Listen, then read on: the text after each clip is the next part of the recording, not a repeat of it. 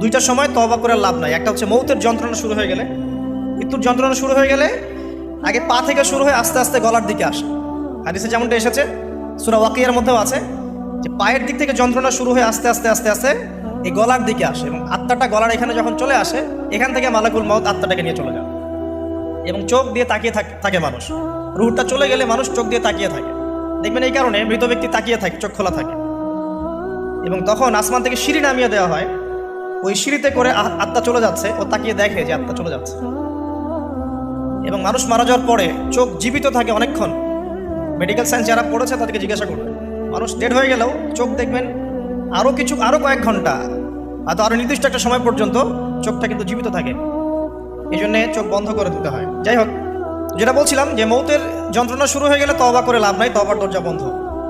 আর পশ্চিম দিক থেকে সূর্য উঠে গেলে তওবা করে লাভ নাই, তওবার দরজা বন্ধ।